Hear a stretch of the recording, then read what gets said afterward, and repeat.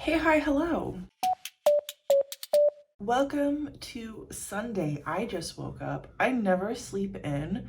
I haven't been able to do it for a few years now. Like, I'm just physically unable to sleep in. But today I slept in until 9 o'clock, which was actually really pleasant. And I enjoyed getting the extra sleep because I stayed up late last night reading. Because yesterday I officially started Master of Sorrows. And I will get talking about that in 2 seconds, but first we need to update this board. So last night I finished Six of Crows, which I'm reading kind of for a whole entire vlog. This week the book that I'm going to be focusing on for Leigh Bardugo is Crooked Kingdom. So I won't really be talking about it in this vlog, like my feelings and my reactions or anything, because a giant vlog of all of them is coming, but I will mention that I am reading it this week. So I finished Six of Crows, which means that I can remove black cover, which is exciting. And then yesterday I finished The Memory of Babel, and I talked about it in last week's vlog, and I decided to flip two of my books. So I was hoping to read The Memory of Babel this week and The Last Mortal Bond. Now, The Last Mortal Bond is 30 hours on the audiobook.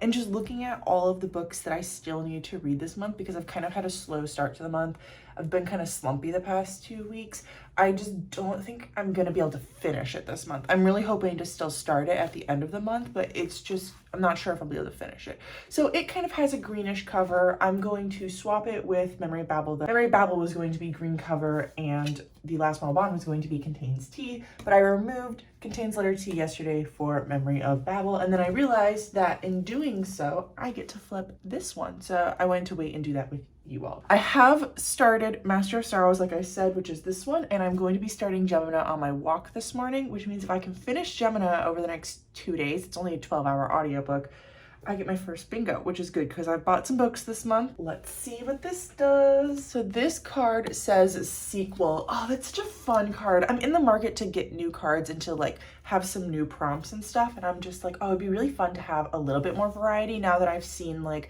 I really like G from Book Roast's prompts, and I would take some of hers and probably look at some other people and how they do prompts. I'd really like to do some stuff with sequels and series. I never want to continue on with series, and I never like push myself to read them. I read the first book and then I'm like, cool, that was great, I'm done now. And it's kind of nice having prompts that remind me to do those things. Let's talk about Master of Sorrows. So I picked up this book because Ashley from Her Frolic Through Friction read it and said it was really good and she really enjoyed it. And so I actually am buddy reading this with a friend, which is why you can see it on the board and it's not just a prompt. So far I am 53 pages into it. That's where I needed to be last night for our reading together. And then today I'm gonna get to a page 105, although there is a chance I read farther because I'm really enjoying this book.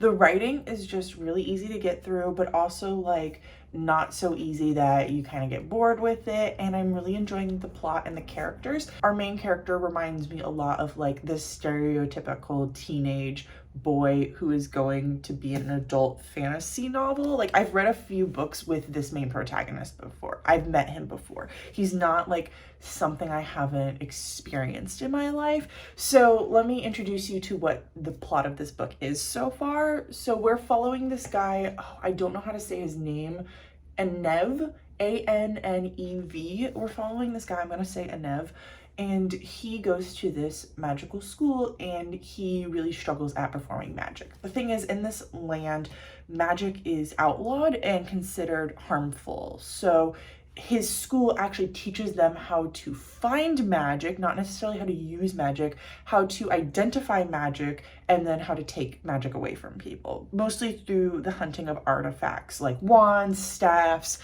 magical items, that kind of thing. So he lives with this magician though, which is really interesting. I'm wondering right now, I'm not totally sure if the school knows about the magician or not. Like I'm kind of a little confused about where the line of illegal magic lies and where our main character falls on that line. But he's going to be in this competition. They do this competition every year. I think they do one every single month of the year, and whoever wins that competition is moved on to like the next step. I think they call it like Avatar something. And then from Avatar you move on to like Pro. Like, you know, there's like different stages. So in this competition, this is the last one of the year. So if Anev oh my God, what was I calling him? If our main boy doesn't win this competition, he doesn't have any more shots to win it. And he is going to be sent to basically be a caretaker at the magical school instead of being a student at the magical school. And he's running into some dilemmas because him and his 3 friends all haven't won a competition yet, and this is all their last shots. So he's starting to realize that it's kind of every man for himself, and he can't necessarily take care of his friends, but also if he doesn't take care of his friends, he doesn't have enough skills to get by without them helping him in return. So he is really struggling with that. I'm really interested in it. I do have 2 kind of concern points that I'm focusing on for this book because it's things that I've just kind of noticed so far that I'm hoping they're not things I necessarily are complaining about now, but I'm hoping that they alter as the book continues on. So the book opens up and there is a prologue, which was really interesting. It was introducing, I believe, the birth of our main character, but I'm not totally sure yet if it is actually him. And then there were 2 little sections based off of it felt like myth slash kind of like a Bible setting in this world where you learn about the gods and this kind of like story that happened to them. And it's one of those, it was told in such a way that it made you think like, okay, is this story real or is this like a myth that the land tells? And in those 3 little sections, there was lots of women present, lots of strong, powerful women doing their thing, right? And then as soon as the book started, and to be fair, I'm only 50 pages in and chapter 1 doesn't start until page 20. So, you know, it was 20 pages of decent women representation, but 30 pages after that, the only reference I've had to a single woman was our main character was doing some chores and he looked up and he saw like a yellow dress pass by, and that's been it. So I'm definitely a little concerned at this point that the whole entire book is going to be just men. And I am a little bit confused as to, they mentioned that at the school it's all boys. So is it just an all boys school in this land where there are other schools that accept women? Or is it that every single person that's allowed to train to be this like magical magician person is only men? And is that something that's going to be addressed? Because I don't think it's a problem for you to have an all boys education learning or whatever, but you have to express that that's wrong and that women should be taught too. I mean, it's a fantasy realm. If you're gonna make up all this magic, I know that our history didn't always have it, but you're making up an entire world. You can make it however you want it to be. I'm gonna sit this down for a second. I'm still talking about it though. The other thing that concerns me slightly, slash I'm gonna be paying attention to it as the book continues on because I just don't know how it's gonna be handled, is people of color. So there are a few villains that have kind of been introduced so far, and one of them is the bully at the school. There's this one kid who is bullying our main dude and his friends, and that main character was described as having dreadlocks. Now, the character's skin was not described, but I'm gonna go under the assumption that if the character has dreadlocks, it is a person of color. It is a Black person. Not that it is a white dude with dreadlocks, because if it's a white dude with dreadlocks, obviously he's the villain. But I'm going to assume that it is a Black person with dreadlocks and that he is the bully at the school. Now, I'd like to say it is okay for Black people to be villains in your story. It's okay for women to be villains. It's okay for any person of any color to be the villain of your story. Where I think the line gets a little bit hazy and where it gets a little bit weird is if that's the only representation you have for that group in your book. Now, I don't know if that's what the author's trying to say. I don't think that this early on in the book I can make that kind of a judgment, but it's something that I want to keep my eyes open for and keep watching because I don't know the race of any other character. Nothing has been mentioned so far about coloring of anyone else's skin. I think our main character was described having blue eyes, so odds are he's not Black, but he could be still. I don't know. Dreadlock boy might not even be Black. Finally finished up all my tasks that I needed to do today, I think. I might have some more I have to do later, but I'm sitting down to do some reading, and I've been reading a few chapters, and I wanted to come back and update you all. I'm on page 75, which is chapter 8, and I'm still loving this book, but I have a few things to say. First off, another person was described with dark skin, so I can assume that the class that we're in is a varied class. I really haven't met a ton of the people, to be honest, but I am happy that someone who was pleasant to our main character was described as having dark skin, not just the bully. Also, I finally figured out what's up with where the women are at. They are trained separately, I think on the same premises, but that's my dishwasher, but separately. And right now they are actually doing this competition, which I love competitions. And the young girls and boys are like competing kind of against each other, kind of together. It's every man for himself, every human for themselves. So they're not like girls versus boys, but it is everyone together. And I'm loving it. I love competitions though. I love competitions where in the end, one person rises up and gets to like move on to something good. Our main boy is still fighting to get his avatar title. He is still an acolyte, which is where he's at. And they're in this competition where there's like all these like black like cloths, curtains hanging from the ceiling all in this big room. And they each have this medallion that they have to try to protect. And they have to run around and try to steal other people's, and they have these sticks that paralyze people if they tap them the right way. And I'm really excited to read that chapter because I think it's going to be good and interesting, and I love competitions and tests. Welcome. So I realized today's daylight savings time. I didn't sleep in until 9 o'clock. I slept in until 8 o'clock, but the clocks changed over the course of the night. God, I hate daylight savings time. I thought I had accomplished something today and I accomplished nothing. I have had one drink tonight. I had like the amount of one alcoholic beverage left in my fridge from like 4 or 5 months ago, because it's been about 4 or 5 months since I've had a drink. And dude, I'm not a lightweight. I've never had this happen to me before, but I hadn't eaten much today, and I had the drink while I was like cooking. Anyways, I feel fine. I feel pretty good. I feel like I'm ready to go to bed, and it's 9 o'clock, 8 o'clock if you don't listen to daylight savings time. But I did manage to read up to page 150 of this today, and oh boy, am I loving it. I'm really enjoying this book a lot. I think that before now, I was kind of leaning towards like, oh my God, this might be a 5-star. And I'm at the point now where I don't think it's gonna quite be that. I think it's probably going to hit right around the 4-star range, maybe 4.5 by the end, but I don't think it's gonna have the 5-star vibes. There was this one chapter, so most of the chapters are pretty short, like 5 to 7 pages, which I really like. That's kind of my sweet spot for chapter length. But there was this one that was about 10 pages long, and it was just our main dude, our main character, whose name I can't remember, of course, Anav, and his like mentor guy, the magician who isn't supposed to be known for doing magic.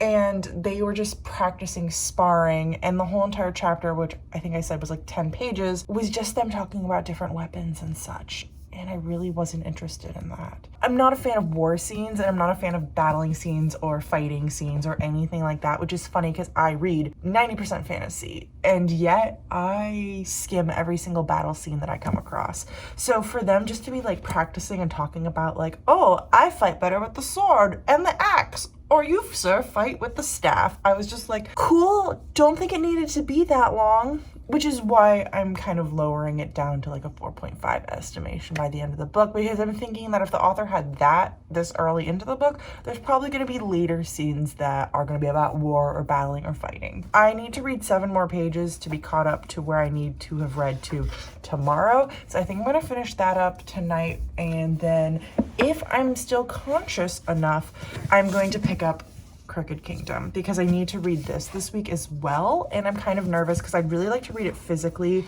but I do have the audiobook, and I'm thinking that I'm just not gonna have time this week to read both this behemoth and this behemoth in a week, and then also still have the motivation to read King of Scars next week.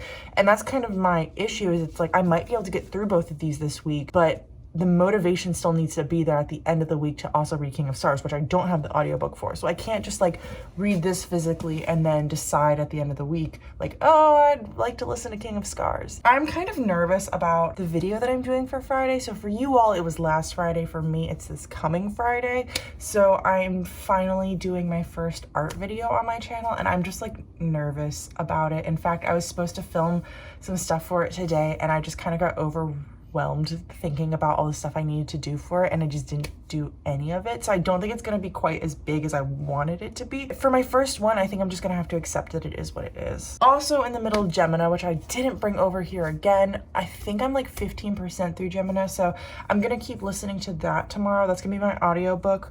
And then I think I'm gonna finish that up pretty quickly this week. I'd love to finish it tomorrow, but I don't think I can put that expectation on myself. So I'm thinking maybe Tuesday. So I'm going to be reading ACOTAR, all 4 books over the next 2 months. So after I finish my Bardugo-a-thon, I've been doing my Sarah J. Maas-a-thon all year long, but I've decided to move some things up a little bit just because I'd like to get to them, because I'd like to get my TBR down as quickly as possible, and I think that one of the ways I can do that is by reading the books I'm excited about, and I'm excited about ACOTAR. So I've never read them before. I've never had interest in reading them before, but I was presented with by a friend that she wanted to read them, and so I kind of put together this like readathon that to me, like a few of us are doing, where we're just reading one Sarah J. Maas book a month.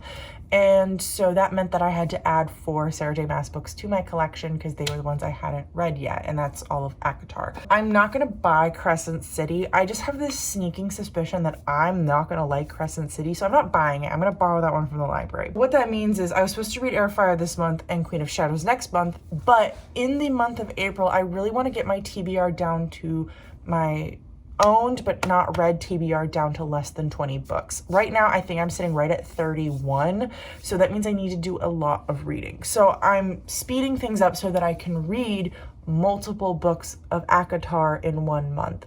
So I'm gonna do Airfire this week, I'm gonna hopefully do Queen of Shadows next week, and then I'm gonna have every 2 weeks I'm gonna be reading an ACOTAR book until I finish them. So that's what I'm trying to get at right now. I'm trying to read, what, 11 of my books in the month of April? Well, from now, so half of March and all of April. And I think where the challenge kind of comes in is that a lot of the books I own are really long books, and so I can only read so many of those every single month, and I do tend to read a lot of library books, but I'm gonna really try to focus over the next 6 weeks on not reading as many library books and really knocking out my owned books. I'm gonna go now. I will talk to you guys sometime later this week when I have more things to say. I don't know when that'll be. Oh my god, it's end of day Monday. Yes, I'm about to cry in my car. This morning I finished Gemina. It was a reread. It was perfectly fine. It was 4 stars. I should probably talk about it more, but like, I decided to start the Invasion of the Tearling, and this book. I'm like 20% into it right now, and I'm wanting to cry. And honestly, when I read the first book, the Queen of the Tearling, I almost cried so many times, and this book is giving me the same vibes, and I'm loving it so much, and I feel like it's opened my eyes. Like, I've been in a slump for a few weeks now, and this is what I needed, was this book.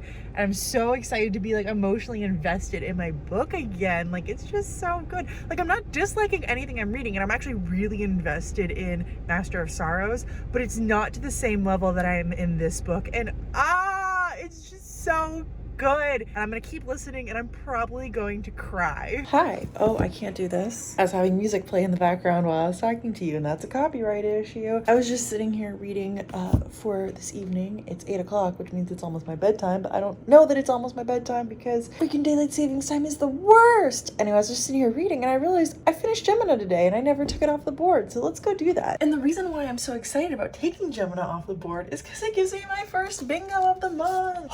I'm so thrilled. I actually bought a book yesterday because my book club book, I needed to buy it for next month. This is what I'm looking at right now, and I have 1 book paid for, which will be the book I bought yesterday because the other 3 I bought don't have penalties if I don't cover them. I talked about it all last week. I'm gonna try to cover them next, but yeah, this is what the board looks like, and I'm really excited. I think tomorrow I'm gonna make a huge dent into the Invasion of the Tearling because I read 30% of it today, and I didn't even have a whole day reading it, and it's like a pretty decently long audiobook, and I'm listening to it slower than I would normally listen to, but I'm loving it so much. I don't want to put it down, and I'm really nervous about the 3rd book because it has way lower ratings on Goodreads, and all of my friends rated it anywhere from a 1 to a 3 star, and I'm just not looking forward to that because the first 2 have been so good. Hello, it's Wednesday, my dudes. So I don't know what's going on with me. I used to never vlog on Wednesdays or Thursdays, but the past few weeks I haven't been vlogging on Tuesday, but I have been vlogging on Wednesday. So I don't know what's up with that, but here I am. Let's talk. I actually finished The Invasion of the Tearling last night. I read it in 2 days because I couldn't put it down. This was a 18 hour audiobook, and normally those take me 4 days-ish, but I read it in 2, and I loved every single moment of it. I finished it. I rated it 5 stars. It made it on my favorites of all time list. I'm so excited to continue on to the fate of the Tearling, although I'm really nervous because I've seen on Goodreads that majority of people don't like the ending of the 3rd book and are really kind of disappointed with it. So I have to read a few books for secret TBRs and just getting those things taken care of.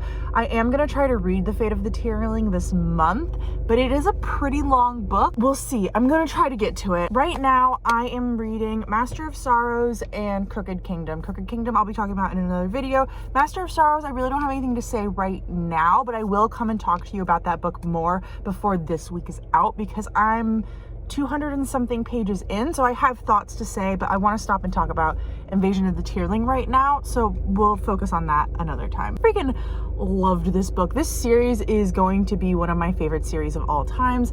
I have rated book 1 and book 2 5 stars, which I feel like I first off don't often continue on in series. I'm like, yeah, book 1 was good, I don't need to know what happens in book 2, but this one I couldn't stop. I needed to know more and I needed to keep reading, and I read them both within about a month of each other, and I rated both of them 5 stars, which is just so rare and unique for me.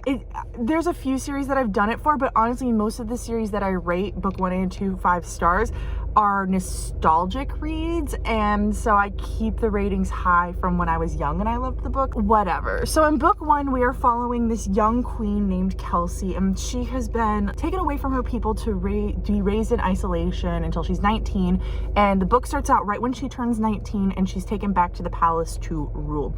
And it is a very dark, very gruesome, very sexually not explicit, but there's like sex that happens, adult fantasy series, and it was so good. So Kelsey gets back to her kingdom where her uncle's been ruling in her place for the past 19 years and realizes that he has basically let her whole entire kingdom be ruined. And there's this enemy kingdom like across the sea that is trying to take them over, and her mother, before her mother died when Kelsey was just born, had made this agreement with this other nation's queen, the Red Queen, that their nation, Kelsey's nation, would do certain things in order for the Red Queen not to attack them. And I'm not going to say what those things are because they are so dark and kind of a spoiler, and you don't get to find out about them until a good ways through book 1. But Kelsey basically like shows up and changes things very, very quickly, and the people love her, the people hate her.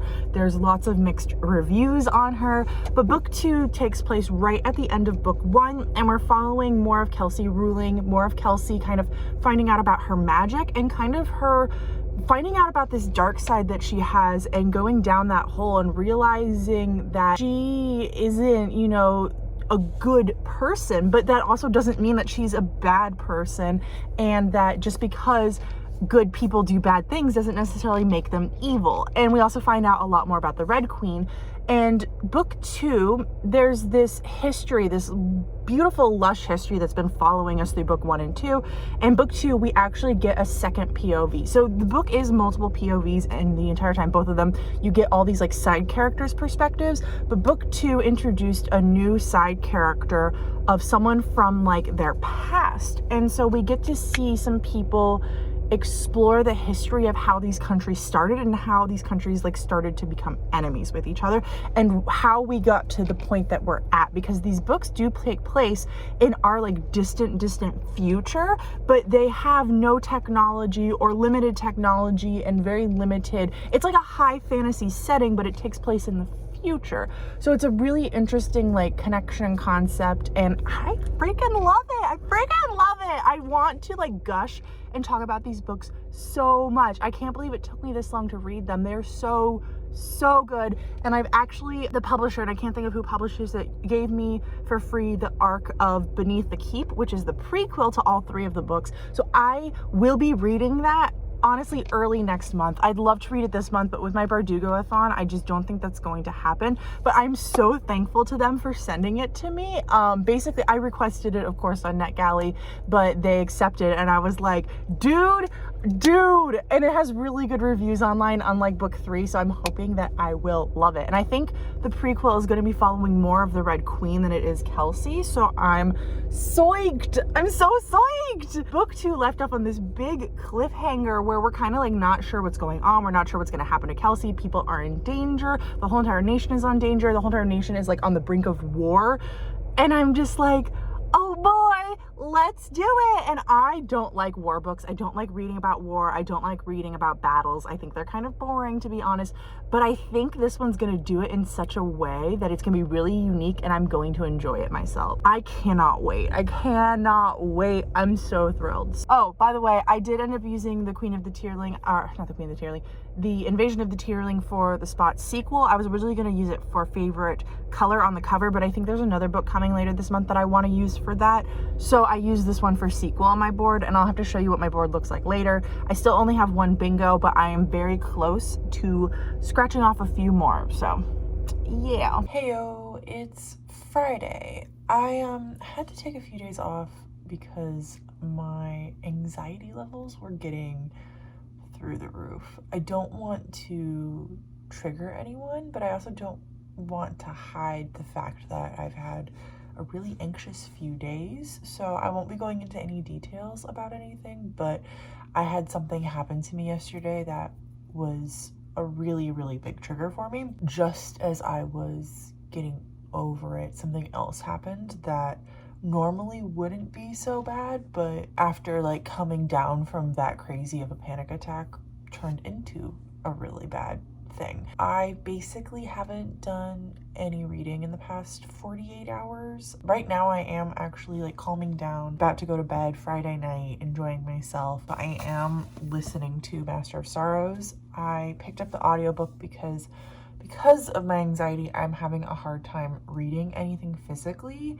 And I'm actually even having a hard time listening to audiobooks. It got that bad yesterday, but I'm able to listen right now, and I think it's doing good for me, so that's good. I'm feeling a lot better today. It was like a not perfect day, but I'm feeling better. So I think I'm going to take a few days off of vlogging.